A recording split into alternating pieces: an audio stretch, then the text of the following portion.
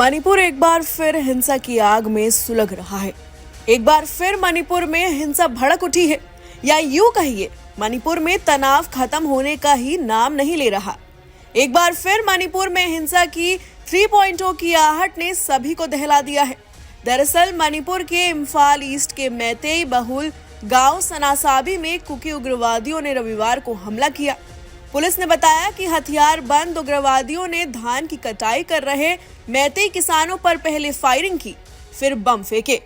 तो वही कहना गलत नहीं होगा कि मणिपुर में हिंसा का दौर थम ही नहीं रहा है। उग्रवादी आतंक मचाए हुए हैं। तो वहीं सोमवार को जिरीबाम जिले में कुकी उग्रवादियों के खिलाफ सुरक्षा बलों को बड़ी सफलता मिली। बोरोब्रेका सब डिवीजन जिरीबाम के जकूरा धोर करोंग में सुरक्षा बलों ने 10 उग्रवादियों को ढेर कर दिया। इस ऑपरेशन में सीआरपीएफ का एक जवान भी घायल हो गया। उग्रवादियों के मारे जाने के बाद कुकी जो काउंसिल ने 12 नवंबर को बंद का ऐलान किया है। अफवाहों पर लगाम लगाने और कानून व्यवस्था बनाए रखने के लिए प्रशासन ने जिरीबाम जिले में तत्काल प्रभाव से अनिश्चितकालीन कर्फ्यू लगा दिया है। मणिपुर की इम्फाल घाटी में जातीय संघर्ष से प्रभावित है। इसके साथ ही उग्रवादियों ने आतंक मचा रखा है। लगातार खेतों में काम कर रहे किसानों को निशाना बनाकर हमले कर रहे हैं। उग्रवादियों के आतंक की वजह से किसान खौफजदा हैं। किसान खेतों में काम करने जाने से भी बच रहे हैं। इम्फाल में सोमवार को उग्रवादियों ने पहाड़ियों से गोलीबारी की। इसमें खेत में काम कर रहा एक किसान घायल हो गया। ये लगातार तीसरे दिन किसानों पर हमला है। तो वहीं आपको बता दें, अधिकारियों का कहना है कि हमलों की वजह से बाहरी इलाकों में रहने वाले किसान अपने खेतों में जाने से डर रहे हैं। इस वजह से फसल की कटाई प्रभावित हो रही है। एक पुलिस अधिकारी का कहना है कि किसान पर फायरिंग की घटना सुबह करीब 9:20 पर हुई। कांगपोकपी जिले के पहाड़ी इलाकों से उग्रवादियों ने क्षेत्र में किसानों पर गोलीबारी की। इसमें किसान के हाथ में छर्रे लग गए। इसकी सूचना मिलते ही सुरक्षा बल मौके पर पहुंचे और जवाबी कार्रवाई शुरू की।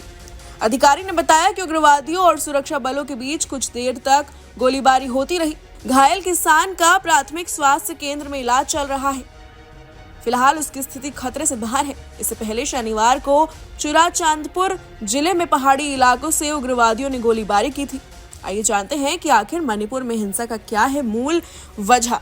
दरअसल मैतेई समुदाय की मांग है कि उन्हें भी जनजाति का दर्जा दिया जाए। समुदाय ने इसके लिए मणिपुर हाईकोर्ट में याचिका लगाई। समुदाय की दलील थी कि 1949 में मणिपुर का भारत में विलय हुआ था। उससे पहले उन्हें जनजाति का ही दर्जा मिला हुआ था। इसके बाद हाईकोर्ट ने राज्य सरकार से सिफारिश की कि मैतेई को अनुसूचित जनजाति में शामिल किया जाए।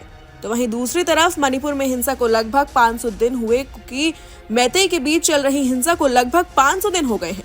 इस दौरान 237 मौतें हुई, 1500 से ज्यादा लोग जख्मी हुए, 60,000 लोग घर छोड़कर रिलीफ कैंप में रह रहे हैं। करीब 11,000 एफआईआर दर्ज की गई और 500 लोगों को अरेस्ट किया गया।